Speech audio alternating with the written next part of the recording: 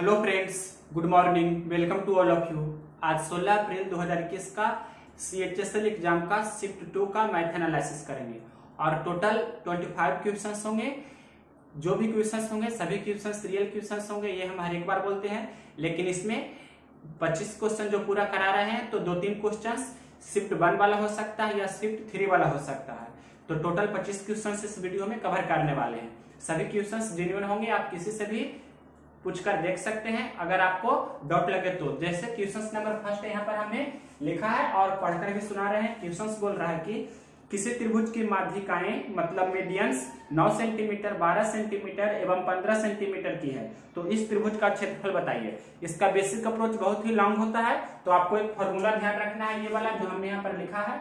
सबसे पहले ये त्रिभुज एबीसी के माध्यिका मान लिए कि पहला माध्यिका एडी दिया है 9 सेंटीमीटर, दूसरा माध्यिका बीई दिया है 12 सेंटीमीटर, तीसरा माध्यिका सीएफ दिया है 15 सेंटीमीटर। तो आपसे त्रिभुज का क्षेत्रफल एरिया ऑफ ट्रायंगल पूछ रहा है, मतलब ये त्रिभुज का क्षेत्रफल कितना होगा, ये कितना जगह छेक रही है जो, मतलब एरिया ऑफ ट्रायंगल एबीसी आपके क्वेश्चंस में पूछा गया है कितना होगा जो। तो हमने यहाँ पर लिखा है त्रिभुज एबीसी का क्षेत्रफल बराबर 4/3 गुना माध्यिकाओं से बने त्रिभुज का क्षेत्रफल। तो यहाँ पर से क्या होगा 4/3 गुना, और माध्यिका आपके प्रश्न में 9, 12, 15 दिया है। तो आप जानते हैं 9, 12, 15 एक तरह से ट्रिपलेट भी होता है 3, 4, 5 का। तो 9 और 12 हम लेंगे लंब और आधार, तो त्रिभुज का क्षेत्रफल होता है 1/2 गुना आधार कहने का मतलब 9 लेंगे और ऊंचाई ले लेंगे 12। तो यहाँ से 2 छक 12, तो आपका और भी कैंसिल हो जाएगा, 3 से 3 तिया 9, तो ये 4 गुना 3 गुना 6 यानी कि 4 तिया 12 छक 72 सेंटीमीटर है। तो सेंटीमीटर स्क्वायर आपके प्रश्न का आंसर हो जाएगा।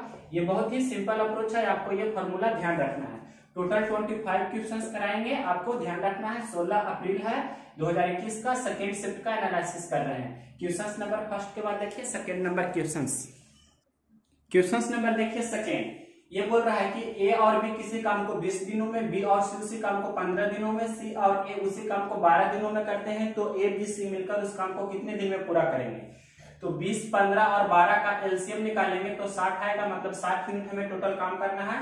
तो ए और बी 20 या 60 3 की क्षमता से काम करेगा, 15 चौक 60, बी और सी है जो 4 की क्षमता से काम करेगा, और 12 25 60 कहने का मतलब सी और ए 5 की क्षमता से काम करेगा। तो 2a 2b 2c का क्षमता कितना हो जाएगा, यानी कि 2 कॉमन ले लेंगे तो इसका क्षमता हो जाएगा 4 3 7 5 12। तो a b c का क्षमता कितना हो जाएगा 6। तो हमें 60 यूनिट काम करना है 6 के क्षमता से, मतलब a b c तीनों का क्षमता का रेशियो कितना चला आया 6। तो 60 यूनिट काम करना है 6 के क्षमता से, तो कितना समय लगेगा, टोटल टाइम लगेगा कितना 10 दिन। यही आपके प्रश्न का आंसर हो जाएगा। क्वेश्चन नंबर सेकंड के बाद देखिए question number third. Question number देखिए third. X square plus Y square बराबर 45, एक्स गुना वाई बराबर 18, तो एक्स प्लस वाई का मान क्या होगा। ये भी 16 अप्रैल 2021 का सेकेंड शिफ्ट का क्वेश्चन है। इसका मेथड फर्स्ट आपको बता रहे हैं hit and trial method. Hit and trial method क्या कहता है कि आप अपने मन से एक्स और वाई का कुछ मान लीजिए। तो x और y को, जैसे हम x को 6 मानते हैं, y को 3 मानते हैं, तो 6 गुना 3 18 हो रहा है, यानी कि x के जगह पर 6 और y के जगह पर 3 मान रहे हैं। तो यहाँ 6 का स्क्वायर 36 और 3 का स्क्वायर 9, तो 36 प्लस 9 तो 45 हो रहा है। दोनों कंडीशन को संतुष्ट कर रहा है। दैट मीन्स हम यहाँ पर x की जगह 6 रखेंगे, y की जगह 3 रखेंगे, तो आपका प्रश्न का आंसर हो जाएगा 9। ये आपका मेथड फर्स्ट हुआ hit and trial method. Method second देखिए y फार्मूला, मतलब जिसे बेसिक मेथड बोलते हैं। तो x प्लस वाई का मान क्या होगा जो आपसे पूछ रहा है प्रश्न में। तो मान लिए कि इसका m हुआ या x नहीं मानेंगे क्योंकि x क्वेश्चंस में है। फिर क्या करेंगे, दोनों तरफ वर्ग कर देंगे। दोनों तरफ वर्ग करेंगे तो क्या हो जाएगा, इधर a प्लस बी का होल स्क्वायर यूज करेंगे, a स्क्वायर मतलब x square plus y square plus 2xy, और इधर m का स्क्वायर। तो x square plus y square का मान आपके प्रश्न में कितना दिया है 45, और प्लस xy मतलब 2 गुना xy का मान 18 है, तो 2 गुना 18 बराबर m स्क्वायर। यहाँ से देख सकते हैं 45 और ये 18 दूनी 36 जोड़ेंगे तो कितना हो जाएगा, 45 और 36 जोड़ेंगे तो m स्क्वायर बराबर हो जाएगा 81। तो m बराबर रूट अंडर 81, मतलब m का मान कितना हो गया 9। तो इस प्रश्न का आंसर हो जाएगा, इसे हम m माने थे, मतलब m का मान कितना चला गया 9। क्वेश्चन नंबर आपका थर्ड, इसका बेसिक और सॉल्व दोनों बताइए। इसके बाद देखिए क्वेश्चन नंबर 4। क्वेश्चन नंबर 4 बहुत ही इंपॉर्टेंट है, क्रेमुला विक्रेमुल का। कोई व्यक्ति है जो किसी वस्तु को 20% हानि पर बेचता है, तो इससे पहले लिख रहे हैं कोई व्यक्ति है जो 20% हानि पर बेचता है, कहने का मतलब क्रयमूल्य है 100 रुपया और 20% हानि पर बेच रहा है, कहने का मतलब 20% हानि को मतलब 100 रुपये में खरीदता है, 20% हानि पर बेच रहा है, तो कितना में बेच रहा है वह 80 रुपये में बेच रहा है। आगे क्वेश्चन में लिखा गया है कि यदि वह 30% कम मूल्य में खरीदता, मतलब 30% कम में खरीदता, यानी कि 100 रुपया में से खरीद रहा है, 30% कम में खरीदता तो कितना में खरीदता वह 70 रुपया में खरीदता। तो प्रश्न में बोल रहा है कि 30% कम मूल्य में खरीदता और 45 रुपया अधिक में बेचता तो उसे 40% का लाभ होता। 45 रुपया अधिक में बेचता, वह दिया है विक्रय मूल्य का डिफरेंस, तो उसे मतलब यहाँ 40% का लाभ होता, यानी कि 70 रुपये में खरीदता है तो 40% का लाभ होता है। 40% लाभ कहने का मतलब 70 का 10% पहले कितना होगा, 10% लाभ रहेगा तो 7 रुपया लाभ, तो 40% लाभ कहने का मतलब 28 रुपया लाभ, तो 70 और 28 जोड़ेंगे, 70 और 28 कहने का मतलब कितना हो जाएगा विक्रय मूल्य, 70 20 90 और 98, यानी कि 98 रुपये में वह बेच रहा है। या ऐसे भी कर सकते हैं कि 70 गुना 140/100, तो भी आप निकाल सकते हैं कि 6498 रुपये में बेच रहा है वह।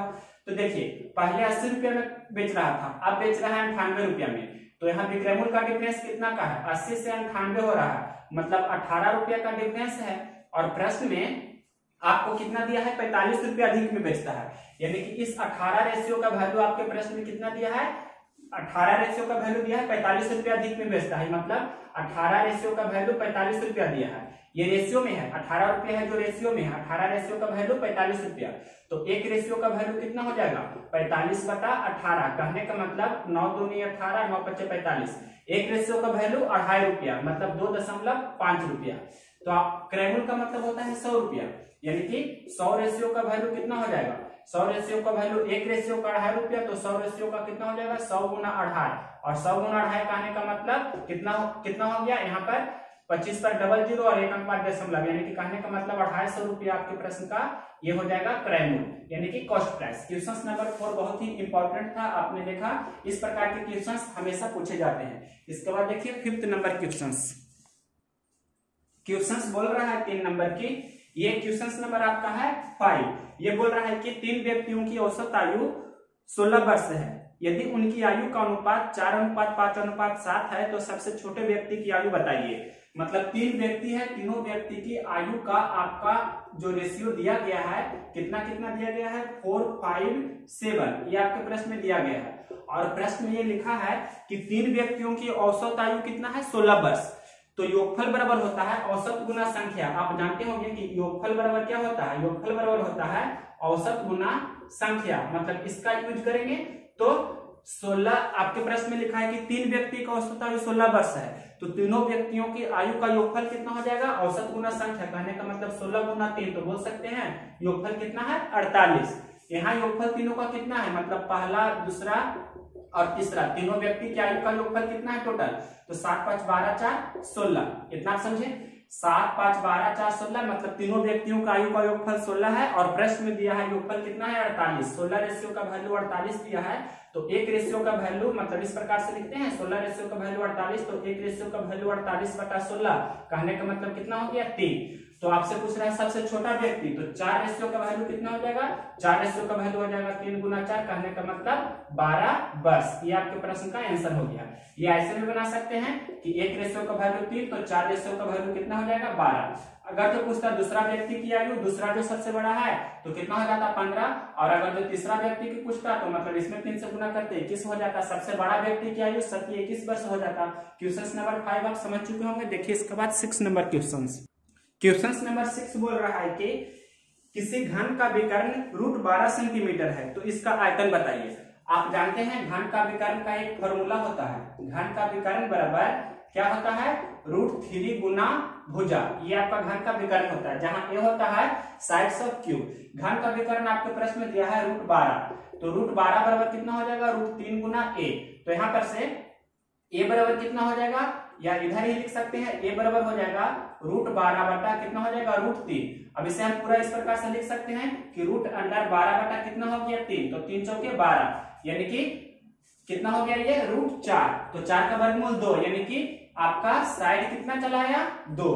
घन का भुजा, मतलब यहाँ से हम लिख सकते हैं कि घन की भुजा कितना हो गई, 2 इकाई या 2 सेंटीमीटर, 2 मीटर, जो भी। तो इसका आयतन पूछ रहा है, तो घन का आयतन अब क्या होता है, घन का आयतन होता है भुजा का क्यूब, कहने का मतलब 2 का क्यूब। तो 2 का क्यूब कितना होगा, 8। यहाँ पर सेंटीमीटर क्यूब या घन सेंटीमीटर हिंदी में लिख सकते हैं। क्वेश्चन नंबर 6 के बाद देखिए क्वेश्चन नंबर 7। क्वेश्चन नंबर देखिए 7, ये आपको tan थीटा बराबर 5 के या 5 के बराबर tan थीटा दिया है या 5 बटा के बराबर sec थीटा दिया है। तो 10 इंटू के स्क्वायर माइनस 1 बाई के स्क्वायर का मान क्या होगा। तो देखिए ऐसे प्रश्न को बनाते हैं, यूज करते हैं formula sec square theta minus tan square theta बराबर 1 इसका। तो सबसे पहले दोनों को स्क्वायर कीजिए, इसका स्क्वायर करेंगे मतलब दोनों तरफ इसमें स्क्वायर कर देंगे। तो tan स्क्वायर थीटा इधर हो जाएगा 25 के स्क्वायर, इसका भी स्क्वायर कीजिए तो ये हो जाएगा sec स्क्वायर थीटा बराबर 25 बटा के स्क्वायर। अब आप जानते हैं एक फॉर्मूला की sec square theta minus tan square theta बराबर क्या होता है, 1। तो यहाँ पर से सेक स्क्वायर थीटा का मान रख देंगे कितना, 25 बटा के square minus tan square theta का मान रख देंगे 25 के स्क्वायर बराबर 1। यहाँ से 25 हम कॉमन ले लेंगे तो 1 बटा के स्क्वायर माइनस ये के स्क्वायर सिर्फ बचेगा यहाँ पर से बराबर 1। अब देखिए आपके प्रश्न में है के स्क्वायर माइनस 1 बटा के स्क्वायर, तो माइनस कॉमन ले लेंगे हम तो कितना माइनस 25 हो जाएगा, ये के स्क्वायर माइनस 1 बटा के स्क्वायर अब हो गया इतना बराबर 1। तो यहाँ पर से इसका मान पहले निकाल लेंगे तो ये कितना हो जाएगा, के स्क्वायर माइनस 1 बटा के स्क्वायर बराबर हो गया 1 बटा माइनस 25 इस तरफ चला जाएगा। तो इसका मान यहाँ हम रख देंगे मतलब 10 गुना 1 बटा माइनस 25, तो 5 दूनी 10 और 5 25 यानी कि माइनस अब ऊपर लिख सकते हैं माइनस 2 बटा 5 आपके प्रश्न का आंसर हो जाएगा। तो क्वेश्चन नंबर 7 आप समझ चुके होंगे। यहाँ से के स्क्वायर माइनस 1 बटा के स्क्वायर इसका मान हमने यहाँ निकाला 1 बटा माइनस 25 यहाँ रख दिए तो 10 गुना माइनस 1 बटा 25 तो माइनस 2 बटा 5 हो गया आंसर। क्वेश्चन नंबर 7 के बाद देखिए 8 नंबर क्वेश्चन। क्वेश्चन नंबर देखिए 8 नंबर क्वेश्चन इंपॉर्टेंट है। दो समान आयतन वाले बेलन की त्रिज्या का अनुपात 3:2 है तो उनकी ऊंचाई का अनुपात क्या होगा। आयतन कांस्टेंट है, त्रिज्या दिया है 3:2 तो इसका मतलब हाइट का रेशियो क्या होगा, तो 3:2 को उल्टा होता मतलब स्क्वायर करेंगे 4:9 तो 4:9 तो हो जाएगा कितना 9:4। कैसे होगा जो बताते हैं देखिए। सबसे पहले आपके प्रश्न में दिया है कि वॉल्यूम क्या है, volume of cylinder. Volume of cylinder आपका प्रश्न में दिया है कि सेम है यानी कि बेलन का आयतन समान है। तो बेलन का आयतन समान है मतलब V1 बराबर V2। पहला बेलन का आयतन क्या होगा, पाई आर स्क्वायर एच होता है ना तो R1 स्क्वायर H1 लिखेंगे। दूसरा बेलन पाई R2 स्क्वायर और H2 इस प्रकार से लिखेंगे। पाई पाई दोनों तरफ कैंसिल हो जाएगा। R1 मतलब दोनों को त्रिज्या पहले R1 R2 कितना दिया है आपके प्रश्न में 3:2 मतलब R1 अनुपात R2 दिया है 3:2 तो H1 अनुपात H2 क्या होगा जो आपसे प्रश्न में पूछ रहा है।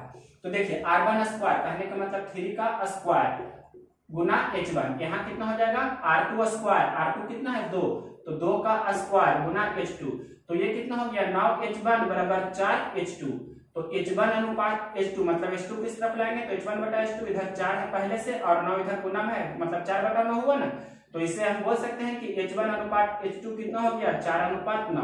तो यही चीज को डायरेक्ट आपको मतलब इस प्रकार से ध्यान रखना है डायरेक्ट कि अगर जो वॉल्यूम सेम है और आपका R1 अनुपात R2 कितना दिया है 3:2 दिया है तो H1 अनुपात H2 कितना हो जाएगा मतलब इसका स्क्वायर करेंगे उलटकर मतलब 2 का स्क्वायर और 3 का स्क्वायर मतलब इससे पहले उलट देंगे 3 2 को 2 3 और दोनों का स्क्वायर यानी कि 4:9।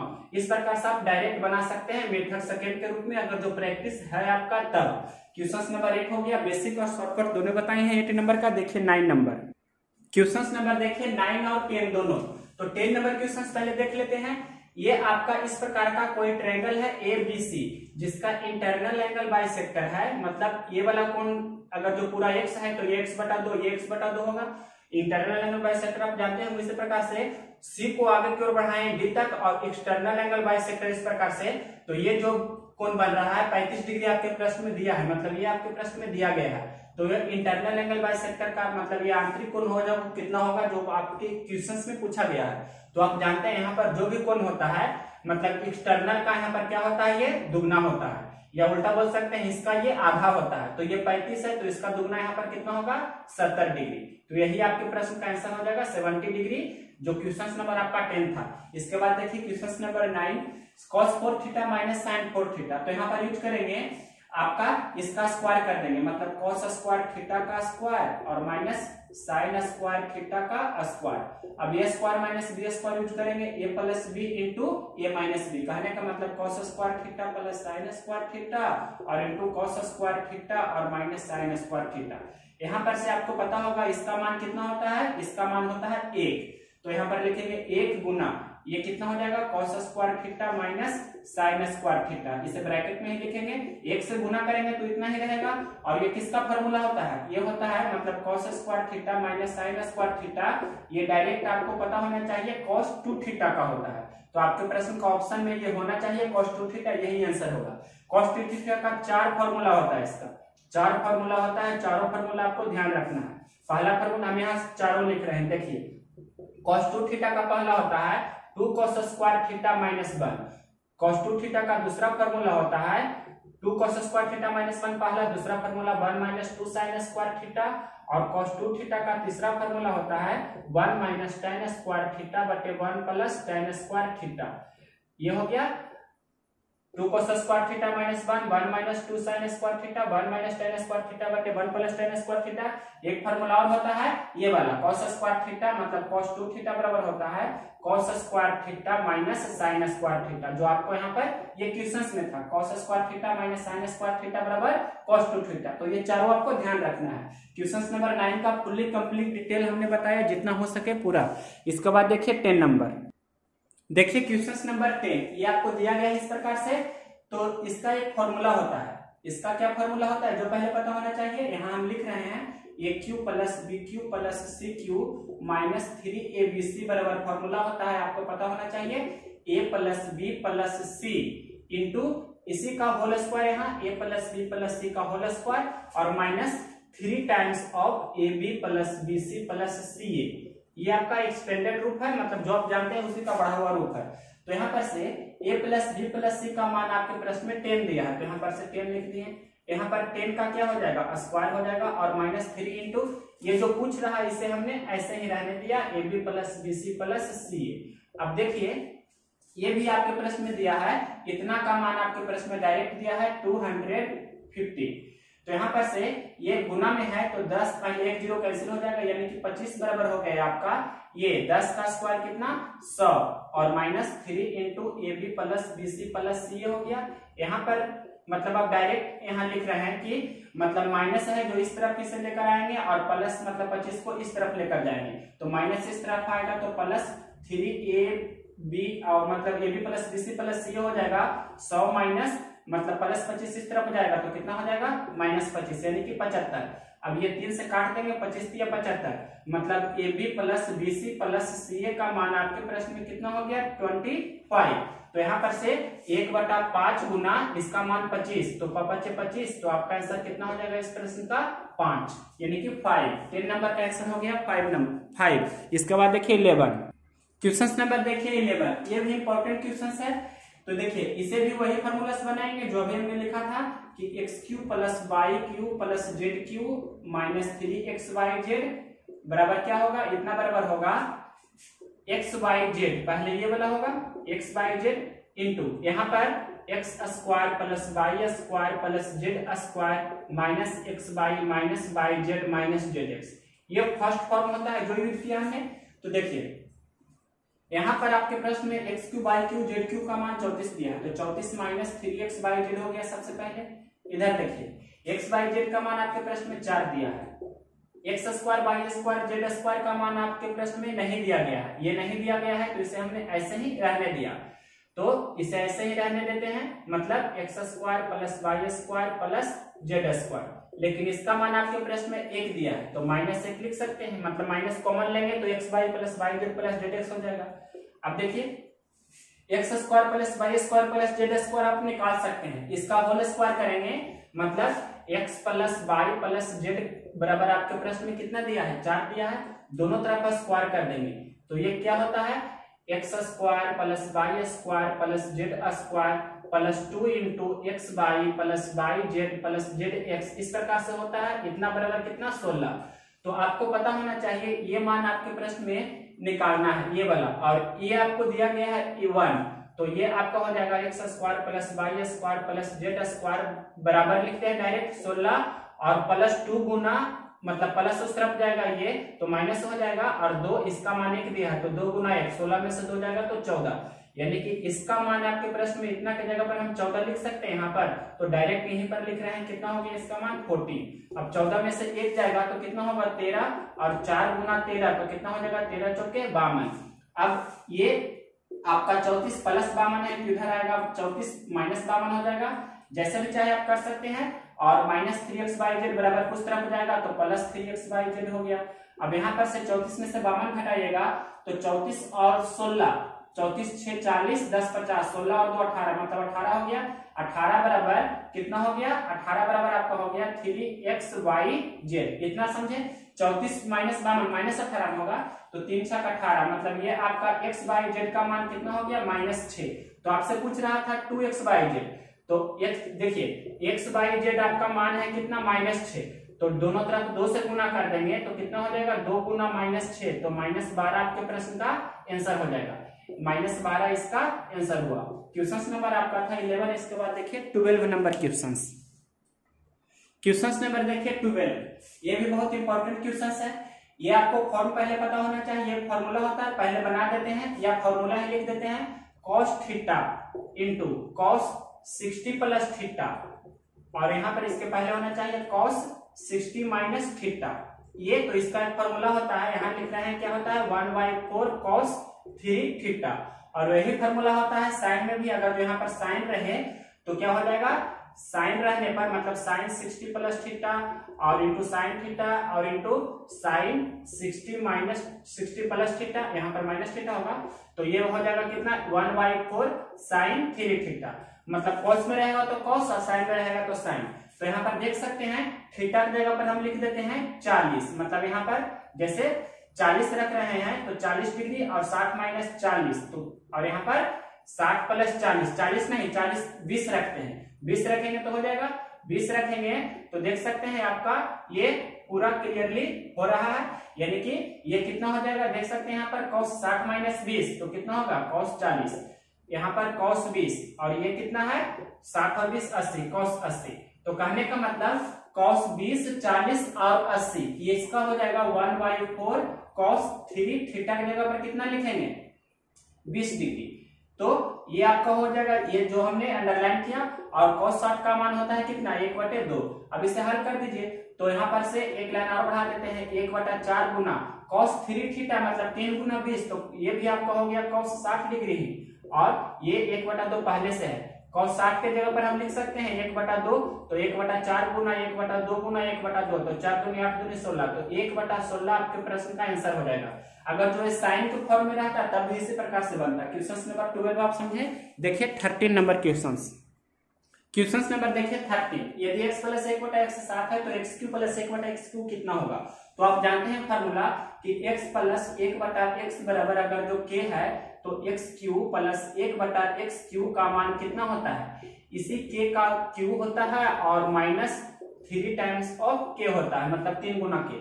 तो k के जगह पर 7 है तो यहाँ पर कितना हो जाएगा 7 का q करेंगे और 3 गुना 7, तो 7 का q 7 गुना 7 49, 49 गुना 7 तो 343 में से 21 घटा दीजिए तो कितना हो जाएगा, ये हो जाएगा आपका 321, मतलब 321 आपके प्रश्न का आंसर हो जाएगा।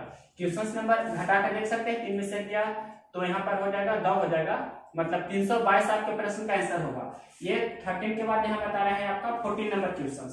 कुछ आदमी एक काम को 54 दिनों में कर सकते हैं, मतलब आदमियों की संख्या में पता नहीं, तो मान लिया कि m आदमी है तो किसी काम को 24 दिनों में कर सकते हैं, 54 दिनों में कर सकते हैं, ये आपके प्रश्न में दिया गया है। आगे प्रश्न में लिखा है कि यदि 15 आदमी चले गए तो उसी कार्य को पूरा करने में 18 दिन और लगे, मतलब 18 दिन और ज्यादा लगता है, तो प्रारंभ में कुल कितने आदमी थे, मतलब पहले m आदमी था, कुछ आदमी चला 15 आदमी चला गया तो आदमी कितना बचा m-15, तो जितना आदमी बचा 15 आदमी जाने के बाद, तो काम पहले 54 दिन में समाप्त हो रहा था, तो अब 18 दिन और ज्यादा लगता है। कहने का मतलब 54 दिन पहले लगता था, 18 दिन और लगने लगा। कहने का मतलब 54 प्लस 18 ये 322 हम इसे पिछला क्वेश्चन का था, तो यहाँ लिख लेते हैं। घटाए थे तो कितना आया था 322। यहाँ बता रहे हैं, देखिए m गुना 54, मतलब कुछ आदमी किसी काम को 54 दिन में करते हैं, 15 आदमी चले जाते हैं, तो m माइनस 15 लिखा। तो काम है जो 18 दिन और ज्यादा में समाप्त होता है, मतलब 54 18 कितना हो गया 72। तो यहाँ पर से 18 चौके 72, 18 तिया 54, तो 3m बराबर कितना हो जाएगा 4m और माइनस 15 चौक 60। तो 4m इधर है और प्लस 3m इधर जाएगा, तो माइनस 3m, माइनस 60 इधर आएगा तो प्लस 60। कहने का मतलब m बराबर 60, यानी कि प्रारंभ में 60 आदमी था। यही आपके प्रश्न का आंसर हो जाएगा। क्वेश्चन नंबर आपका 14 समझ में आया होगा। देखिए इसके बाद 15 नंबर क्वेश्चन नंबर देखते हैं। 15 नंबर क्वेश्चन क्या बोल रहा है, 3 into sec square alpha plus tan square alpha बराबर 5, तो कोसेक अल्फा का मान क्या होगा। तो देखिए सेक स्क्वायर अल्फा को आप लिख सकते हैं 1 प्लस tan स्क्वायर अल्फा, ये तो फॉर्मूला होता है। इसके जगह पर हमने लिखा 1 प्लस tan स्क्वायर अल्फा, और पहले से tan स्क्वायर अल्फा ऑलरेडी इसमें दिया गया है। तो यहाँ पर से tan स्क्वायर अल्फा, दो tan स्क्वायर अल्फा है, तो लिख सकते हैं कि 1 प्लस 2 tan स्क्वायर अल्फा। और यहाँ देखिए अब ये आपका 3 से मल्टीप्लाई होगा, तो 3 इंटू 1 तो 3 इंटू 2 तो 6 tan स्क्वायर अल्फा, इतना बराबर हो गया 5। और प्लस 3 बराबर उस तरफ जाएगा तो माइनस 3 होगा, यानी कि 6 tan स्क्वायर अल्फा बराबर 5 माइनस 3 यानी कि 2 हो गया। तो अब यहाँ पर से कैंसिल भी कर सकते हैं, 2 एकम 2 और 2 तिया 6, यानी कि 3 tan स्क्वायर अल्फा बराबर हो गया 1। तो tan स्क्वायर अल्फा बराबर कितना हो जाएगा 1/3। तो tan अल्फा बराबर कितना हो जाएगा 1/√3। तो tan में किसका मान 1/√3 होता है, तो 30 डिग्री का, मतलब tan 30, यानी कि अल्फा का मान कितना हो गया, अल्फा बराबर हो गया 30 डिग्री। तो कौसेक अल्फा कहने का मतलब कौसेक कितना हो जाएगा 30 डिग्री। तो साइन 30 1/2, तो कौसेक 30 2/1। कहने का मतलब आपके प्रश्न का आंसर हो गया 2। क्वेश्चन नंबर 15 का आंसर हो गया 2। इसके बाद देखिए 16 नंबर क्वेश्चन। अब देखिए क्वेश्चन नंबर 16 चक्रीय चतुर्भुज का है। एक चक्रीय चतुर्भुज PQR, उसमें कोण P बराबर 4 गुना कोण R है और कोण S बराबर 3 गुना कोण Q है। तो आपसे प्रश्न में पूछ रहा है कि कोण S और कोण R का योगफल बताइए, मतलब कोण S प्लस कोण R बराबर व्हाट, ये आपसे पूछा गया है। कोण S और कोण R का योग बताइए, मतलब कोण S को निकालना है, कोण R को निकालना है, दोनों को जोड़कर आपका आंसर दे देना है। तो देखिए यहाँ से पहले कोण R को हम अगर जो x डिग्री मानते हैं, तो कोण P कितना हो जाएगा 4x डिग्री। उसी प्रकार से यहाँ पर अगर जो हम कोण Q को y डिग्री मानते हैं, तो कोण S कितना हो जाएगा 3y डिग्री। अब यहाँ पर सब यहाँ रख देते हैं, यानी कि देखिए कोण R x डिग्री माने, कोण R को कितना माने हैं x डिग्री, तो कोण P कितना हो गया है 4x डिग्री। कोण P यहाँ पर से हो गया 4x डिग्री। उसी प्रकार से कोण Q को y डिग्री माने हैं, तो कोण Q को y डिग्री लिखे, तो कोण S कितना हो गया, ये हो गया आपका 3y डिग्री। आप जानते हैं चक्रीय चतुर्भुज के समूह कोण मतलब तिरछे कोणों का योगफल कितना होता है 180 डिग्री, और इधर भी उसी प्रकार से कितना होगा 180 डिग्री। मतलब जोड़ देंगे, तो पहले ये जोड़ रहे हैं, मतलब कहने का मतलब कोण P प्लस ये कोण P और ये क्या है कोण R, कोण P प्लस कोण R बराबर कितना होगा, दोनों को जोड़ेंगे तो 180 डिग्री। तो कोण P का मान है 4x डिग्री और कोण R का मान है x डिग्री, तो दोनों को जोड़कर होगा 180 डिग्री। तो 4 और x 5x बराबर कितना हो गया 180 डिग्री। तो 36 × 80 से, तो यहाँ पर से x का मान कितना हो गया 36 डिग्री। तो x किसको माने थे, R को माने थे, तो कोण R कितना हो गया 36 डिग्री और x 36 डिग्री, तो 4x कितना हो जाएगा 144 डिग्री। मतलब दोनों में 4 से गुना किए हैं, तो ये आपका हो गया 4x कौन था, तो P था, मतलब P आपका हो गया 144 डिग्री। आपको कोण P हमने निकाल दिया और कोण R निकाल दिया। उसी प्रकार से अब ये दोनों को जोड़कर 180 डिग्री करेंगे। कहने का मतलब कोण Q प्लस कोण S बराबर क्या हो जाएगा 180 डिग्री। यहाँ से भी उसी प्रकार से करेंगे, मतलब कोण Q को y माने हैं डिग्री और इसको माने हैं 3y डिग्री, इतना बराबर 180 डिग्री। तो 3 1 4y डिग्री बराबर 180, तो 45 चौके 180 होता है, तो y डिग्री का मान हो गया 45 डिग्री। तो यहाँ पर एक था 3y, तो 3y कितना होगा 45 या 135 डिग्री। तो y किसको माने हैं, y हम माने हैं, y माने हैं q को, तो कोण q हो गया 45 डिग्री, और 3y माने हैं s को, तो ये हो गया 45 या 135 डिग्री। तो जो भी पूछ रहा है आपसे, क्या पूछ रहा है, कोण s और r, तो कोण s का मान कितना निकाले हैं, r p s, कोण s कितना है 135, यहाँ पर लिख रहे हैं कोण s प्लस कोण r, तो 135 डिग्री और प्लस r कितना है, r है आपका 36 डिग्री, तो 135 36 कितना होगा 35 35 70 और 1 71, मतलब 171 डिग्री आपके प्रश्न का आंसर हो जाएगा। क्वेश्चन नंबर 16 का आंसर हो गया 171 डिग्री। देखिए 16 के बाद 17 नंबर क्वेश्चन नंबर 17 देखिए 17 नंबर क्वेश्चन रिपीट क्वेश्चन है और ये इंपॉर्टेंट क्वेश्चन है। देखिए ए किसी काम को 6 दिनों में और बी उसी काम को 8 दिनों में करता है अकेले अकेले, मतलब ए है जो किसी काम को 6 दिनों में और बी है जो उसी काम को 8 दिनों में पूरा करते हैं। ये आपके क्वेश्चन में लिखा गया है। दोनों एक साथ 3 दिनों तक काम करते हैं और सी शेष काम को 2 दिनों में पूरा कर देता है। 3/4 काम को पूरा करने में बी और सी मिलकर कितने दिन में समाप्त करेंगे। तो पहले ए 6 दिन में करता है अकेला और बी अकेला 8 दिन में करता है, तो 6 और 8 कहने का मतलब 24 आपका हो जाएगा टोटल काम। तो 6 चको 24, ये 4 की क्षमता से और 8 के 24 बी 3 के क्षमता से काम करेगा। तो प्रश्न में लिखा गया है आपके कि दोनों मिलकर 3 दिन तक काम किया, तो 4 और 3 मतलब 4 प्लस 3, तो दोनों मिलकर यानी कि यहाँ बोल सकते हैं 7 के क्षमता से 3 दिन काम करेगा, तो 21 काम आपका हो गया। टोटल काम है 24 काम, ये आपका कुल काम है। कुल काम कितना है 24, तो 21 काम आपका हो गया। तो शेष कितना बचा, शेष काम आपका बचा कितना 24 में से 21 घटा देंगे तो 3 यूनिट काम आपका बचा, 3 काम आपका बचा हुआ है। तो प्रश्न में लिखा गया है कि शेष काम को सी 2 दिनों में पूरा कर देता है, मतलब सी की क्षमता यहां से निकाल कर आ जाएगा, मतलब शेष काम 3 यूनिट है, 3 यूनिट काम को 2 दिनों में पूरा कर देता है, मतलब 1 दिन में कितना काम करता है 1.5 काम करता है, यानी कि 1.5 की क्षमता से वह उस काम को करता है सी। तो सी की क्षमता 1.5 हो गया। और प्रश्न में पूछ रहा है ना कि 3/4 काम को पूरा करने में बी और सी कितना समय लेगा, तो कुल काम 24 है, तो 24 का 3/4, 24 का 3/4, 4 6 के 24, तो 6 18 हो गया।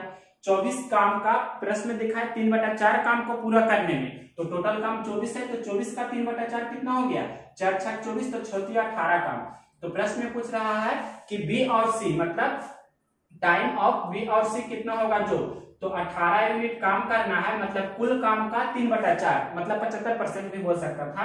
18 यूनिट काम करना है बी और सी, तो बी कितना है, बी आपका है 3 और सी कितना है 1.5, तो 3 प्लस 1.5, तो 3 प्लस 1.5 कहने का मतलब 4.5, तो 18/4.5, दशमलव हटाएंगे तो ऊपर एक 0 चला जाएगा, यानी कि 180/45, तो 45 चौके 180, यानी कि दोनों मिलकर 4 दिनों में उस काम को पूरा कर देंगे। बी और सी है जो 4 दिनों में उस काम को पूरा करेंगे। क्वेश्चन नंबर 17 बहुत ही इंपॉर्टेंट था, टाइम एंड वर्क का इंपॉर्टेंट क्वेश्चन। देखिए 18 नंबर क्वेश्चन नंबर देखिए 18 नंबर क्वेश्चन भी बहुत ही इंपॉर्टेंट है, वेरी वेरी इंपॉर्टेंट, जिसे आप बोल सकते हैं।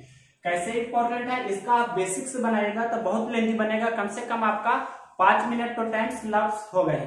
तो 5 मिनट टाइम को बचाने के लिए आपको इसका एक फॉर्मूला होता है, उसका यूज करना है। तो क्या फॉर्मूला होता है, सबसे शॉर्टेस्ट मतलब शॉर्टेस्ट इसका मेथड बता रहे हैं, एंड बेस्ट एनालिसिस मतलब सबसे शॉर्टेस्ट एंड बेस्ट मेथड है क्या इसका फॉर्मूला। तो फॉर्मूला होता है, देखिए इस मार्क आपको क्वेश्चन में दिया गया है, त्रिभुज एबीसी में कोण बी समकोण है, सीई और एडी आपका एडी और सीई माध्यिका है, और ये कर्ण एक तरह से है जो एसी 10 सेंटीमीटर दिया गया है। तो आपके प्रश्न में क्या पूछ रहा है, आपके प्रश्न में पूछ रहा है सीई मतलब ये जो माध्यिका की लंबाई क्या होगी जो, और एक माध्यिका एडी कितना दिया है √55 सेंटीमीटर में।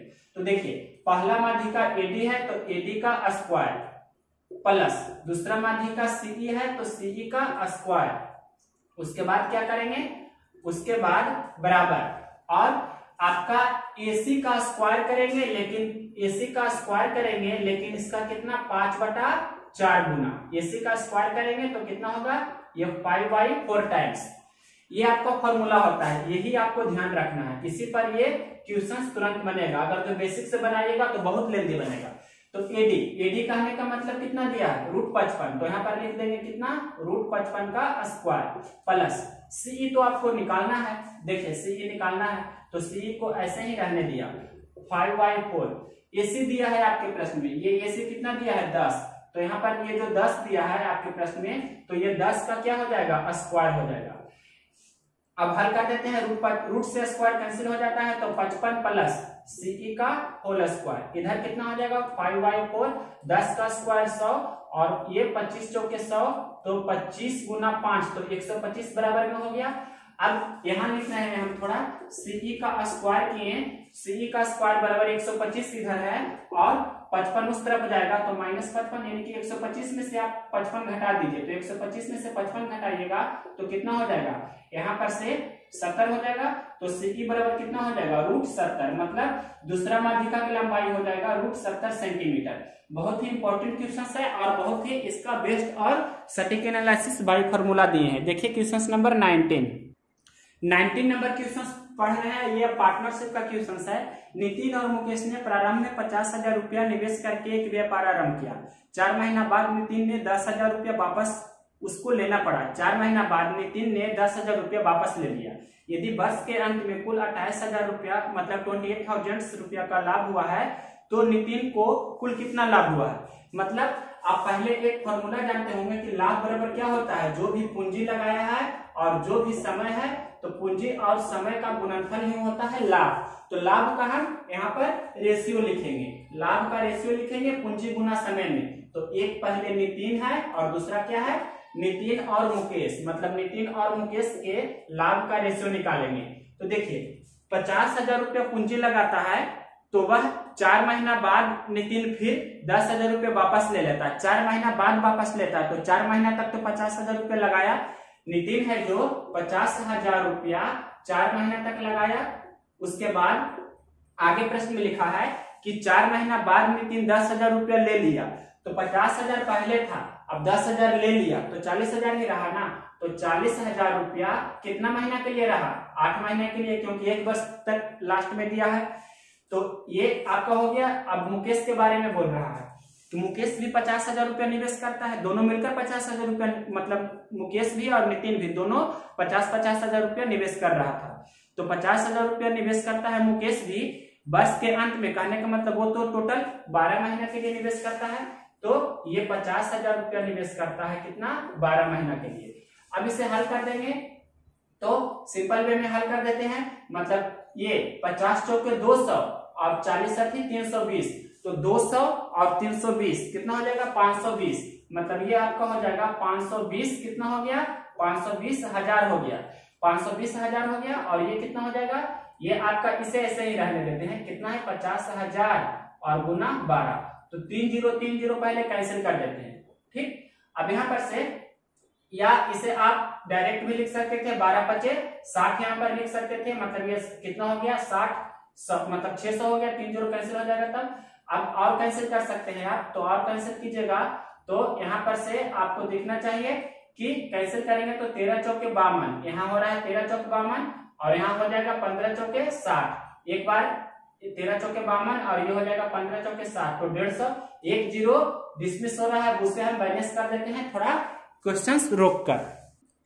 अब क्लियर हो गया कहाँ डिसमिस हो रहा था, हमने यहाँ पर जोड़ा था, यहाँ पर कितना हो रहा था 520 हो रहा था, 1 0 हमने कम यहाँ पर लिखा था, तो 1 0 तो रहेगा ही। अब ये 1 0 से 1 0 ये कैंसिल कर देंगे तो ये आपका हो जाएगा, अब कैंसिल कर देते हैं, मतलब 1×5 5 और 13×5 मतलब 4 से कैंसिल करते हैं तो 3 चौके 12 और ये 5 रहने देते हैं ऐसे ही, और 13 चौके 52, तो 13 और 15 मतलब रेशियो कितना हो गया 13:15, तो टोटल लाभ कितना हो जाएगा 13-15 को मिलाएंगे यानी कि 28, टोटल 28 हो गया। तो 28 रेशियो का वैल्यू आपके प्रश्न में 28,000 दिया है, तो एक रेशियो का वैल्यू 1,000 आपसे पूछ रहा है नितिन के पास कितना पूंजी था, तो 13 गुना 1,000 कहने का मतलब नितिन के पास 13,000 रुपया था। ये आप थोड़ा कैलकुलेशन में डिसमिस होगा तो मैनेज कर लीजिएगा।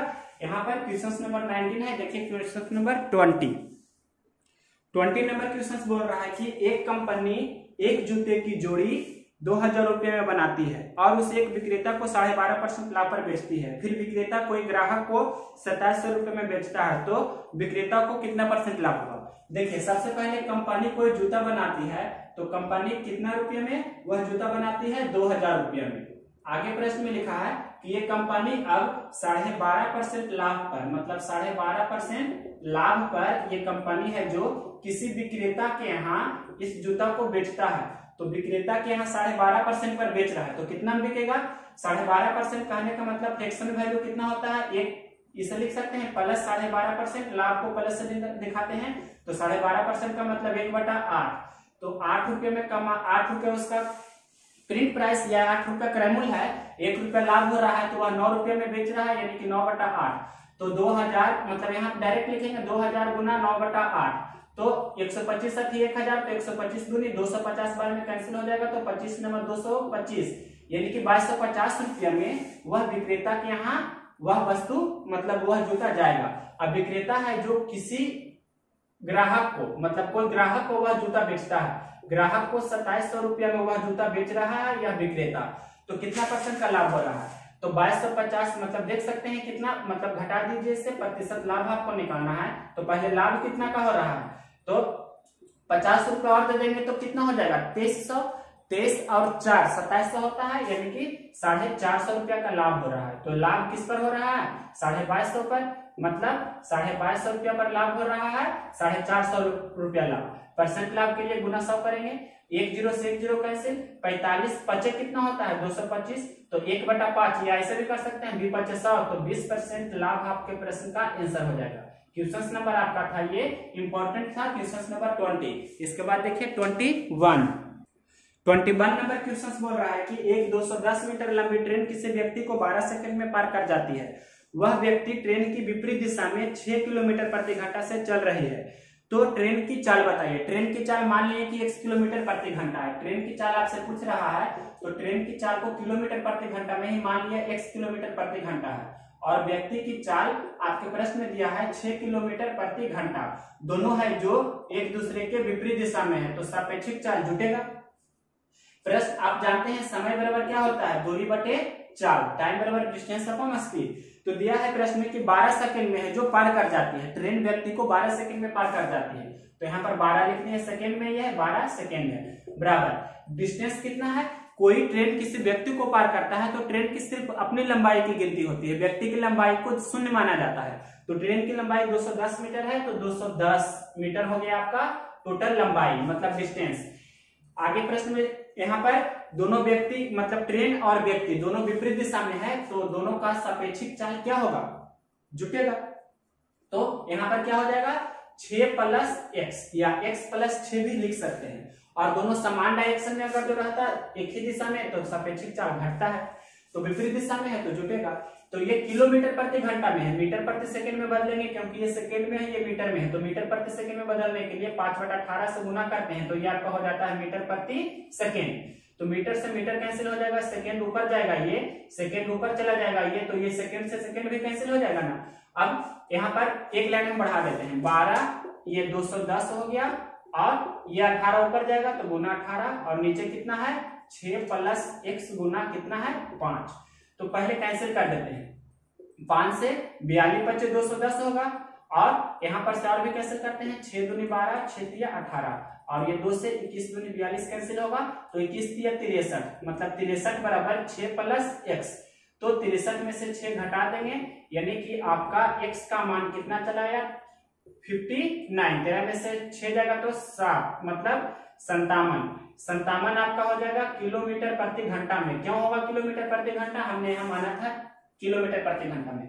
तो आपका ट्रेन की जो चाल हो गई कितना हो गई? 57 किलोमीटर प्रति घंटा। यही आपके प्रश्न का आंसर है।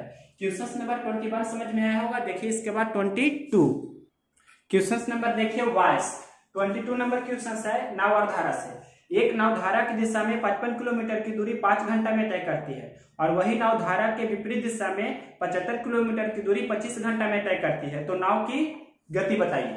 तो आप जानते हैं नाव की गति को हम मानते हैं x किलोमीटर प्रति घंटा, और धारा की गति को क्या मानते हैं? y किलोमीटर प्रति घंटा। धारा की गति को मानते हैं y किलोमीटर प्रति घंटा। तो यहाँ पर से आपको पता होना चाहिए, मतलब नाव जो धारा के साथ जाती है, यानी कि अनुकूल दिशा में नाव की चाल दोनों की चाल जुटेगी यानी कि x प्लस वाई किलोमीटर प्रति घंटा होगा। तो धारा के साथ नाव की चाल क्या होगा, तो चाल बराबर दूरी बटा समय। तो धारा के साथ मतलब धारा की दिशा में 55 किलोमीटर जाती है 5 घंटा में, तो चाल बराबर दूरी बटा समय मतलब 55 बटा 5 इतना किलोमीटर प्रति घंटा। तो बोल सकते हैं कि 11 किलोमीटर प्रति घंटा है जो नाव धारा के साथ जाती है, मतलब धारा के दिशा में, या नाव की चाल धारा के दिशा में कितना है, 11 के स्पीड है 11 किलोमीटर प्रति घंटा। और धारा के विपरीत दिशा में, कहने का मतलब x माइनस वाई, वो कितना है 75 किलोमीटर जाता है, कितना 25 घंटा में, 75 किलोमीटर जाता है 25 घंटा में। तो यहाँ पर से आपका 3 किलोमीटर प्रति घंटा हो जाएगा धारा के विपरीत दिशा में। मतलब नाव है जो धारा के विपरीत दिशा में जब जाती है तो वह 3 किलोमीटर प्रति घंटा के स्पीड से जाती है। तो आपको नाव की चाल निकालना है, मतलब x निकालना है। तो दो राशियों का योगफल और दो राशियों का अंतर दिया रहता है, तो बड़ी राशि निकालने के लिए दोनों का जोड़ करते हैं और 2 से भाग दे देते हैं। ऐसे भी ये y y कट जाएगा तो 2x बराबर 11 3 14 बटा 2, कहने का मतलब 7 किलोमीटर प्रति घंटा आपका हो गया नाव की चाल। अगर जो धारा की चाल निकालने का रहता तो घटा देते, मतलब आपका आंसर हो जाता 4 किलोमीटर प्रति घंटा। लेकिन आपका नाव का चाल पूछा है x, तो x का मान कितना हो गया 7। अगर जो क्वेश्चन नंबर देखिए 23, ये बोल रहा है कि 5 लीटर चीनी और पानी के घोल में 40% चीनी है, यदि 1 लीटर पानी और मिला देते हैं तो उस घोल में कितना परसेंट चीनी होगा। पहले भी 40% चीनी था और बाद में भी चीनी का परसेंट पूछ रहा है। 5 लीटर में 40% चीनी है, 1 लीटर पानी मिला देते हैं तो 5 1 6 लीटर हो गया। तो अब कितना परसेंट चीनी होगा, 6 लीटर में कितना परसेंट चीनी होगा, तो परसेंट से परसेंट कैंसिल हो जाएगा। यहाँ पर से और भी कैंसिल कर सकते हैं कि 3 दूनी 6 और 20 दूनी 40, मतलब x का मान हो गया 20 बचे 100 बटा कितना हो गया 3। अब तो कैंसिल नहीं होगा, तो 100 बटा 3, कहने का मतलब x का मान हो जाएगा 33.1 बटा 3%, मतलब x 33.1 बटा 3% आपका क्या हो जाएगा यहाँ पर चीनी कितना, ये आपका होगा 6 लीटर मिश्रण में। क्वेश्चन नंबर 23 के बाद देखिए 24। क्वेश्चन देखिए 24, प्रथम 10 सम संख्याओं का औसत क्या होगा। तो आपको फॉर्मूला एक पता होगा कि प्रथम n सम संख्याओं का औसत क्या होता है n। उसी प्रकार से प्रथम n सम संख्याओं का औसत होता है n प्लस 1। तो प्रथम 10 सम संख्याओं का औसत n के जगह पर 10 दिया है तो कितना हो जाएगा 10 प्लस 1, कहने का मतलब 11। या आप ऐसे भी बना सकते हैं कि पहली सम संख्या 2, दूसरी सम संख्या कितना 4, तीसरी सम संख्या 6, इसी प्रकार से 10वां सम संख्या कितना होगा 20। तो इसका औसत निकालेंगे तो औसत बराबर क्या होता है फर्स्ट प्लस लास्ट, मतलब 2 प्लस 20 बटा 2, मतलब 20 2 22 बटा 2, तो कितना हो गया 11। ऐसे भी आप बना सकते हैं। प्रथम 12 सम संख्याओं का औसत पूछता तो 13 हो जाता, प्रथम 20 सम संख्याओं का औसत पूछेगा तो 21 हो जाएगा, प्रथम n सम संख्याओं का औसत n प्लस 1 होगा। क्वेश्चन नंबर 24 के बाद देखिए 25 नंबर लास्ट क्वेश्चन। ये बोल रहा है कि एक धनराशि को ABCD में 7:6:3:5 में बांटा गया। ABCD 7:6:5:3:5 में बांटा गया है। और आगे प्रश्न में लिखा है कि यदि B और C के धन का अंतर 270 रुपया है, मतलब B माइनस C आपके प्रश्न में दिया है 270 रुपया, तो यहाँ पर से B और C का अंतर कितना है 6 और 3 3, यानी कि 3 रेशियो का वैल्यू 270 रुपया, तो 1 रेशियो का वैल्यू 90 रुपया। तो आपसे पूछ रहा है प्रश्न में कि D का धन कितना है, यानी कि 5 रेशियो का वैल्यू कितना है, तो 90 गुना 5, तो कहने का मतलब 450 रुपया। तो इस प्रकार से हमने 25 क्वेश्चंस कंप्लीट किया है। कुछ क्वेश्चंस रिपीटेड भी हो सकते हैं और शिफ्ट 1 वाला हमने नहीं किया। शिफ्ट 1 वाला भी 3-4 क्वेश्चंस है, तो उसे शिफ्ट 3 वाले वीडियो में कवर कर देंगे। तो अगर यह वीडियो पसंद है तो इसे लाइक करें और शेयर करें। हम नेक्स्ट वीडियो करेंगे जो आपका होगा शिफ्ट 3 का। नेक्स्ट वीडियो आपका होगा शिफ्ट 3 का, मतलब तीसरा शिफ्ट का 16 अप्रैल 2021 का। वो भी आपका 20 क्वेश्चंस के प्लस ही रहेगा या 25 क्वेश्चंस भी हो सकता है। सिर्फ DI नहीं रहेगा, बाकी टोटल क्वेश्चंस आपका एग्जैक्ट रहेगा। डाटा थोड़ा बहुत मिसिंग हो सकता है।